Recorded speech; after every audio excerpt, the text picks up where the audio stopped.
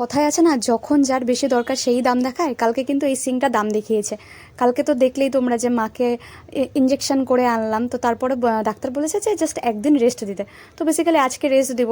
তো কালকে আমি বাসন মাজতে নিয়ে এই সিংটাকে কীভাবে বা মানে সিংটা পরিষ্কার করার সময় কীভাবে বা ঘুরিয়েছি যে একদম সিংকের চাকতিটা যে থাকে না নিচের, ওটাই কীভাবে যেন না ভেঙে গেছে।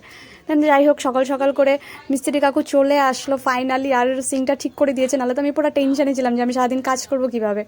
আর দেন তারপরে লঙ্কা আর মটরশুঁটি। আর দেখো এই অদিনে মটরশুঁটি, অদিনে যেমন বৃষ্টি সেরকম অদিনে মটরশুঁটিও পাওয়া যাচ্ছে। তো সেগুলো একটু বেছে নিলাম। দেন তারপর একটু হার্বাল টি করে নিলাম। তো এই হার্বাল টির মধ্যে কিন্তু টি মানে চা পাতা ছাড়া সমস্ত কিছু আছে। তো কী কী আছে তোমরা যদি জানতে চাও অবশ্যই আমাকে কমেন্ট করো, আমি জানিয়ে দেবো। খুবই ভালো ওটা স্বাস্থ্যের জন্য খাওয়া।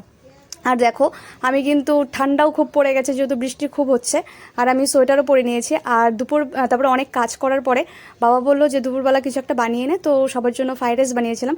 তো একদম শর্টকাটে ফ্রাইড রাইস বানিয়েছি প্রেশার কুকারে। তো রেসিপিটা যদি তোমরা জানতে চাও একদম জানাবো, আমি একদম শর্টকাটে কীভাবে তোমরা মানে ফ্রাইড রাইস করবে সেটা জানাবো। দেন বিকেলবেলাতে একটা দোকানে যাওয়ার ছিল, অনেক কাজ ছিল, ওষুধের দোকানেও যাওয়ার ছিল, প্লাস কসমেটিক্সের দোকানেও যাওয়ার ছিল, অনেক কিছু আনার ছিল। তারপর তো আমি বলছিলাম যে আমার খুব ক্রেভিং হচ্ছিল।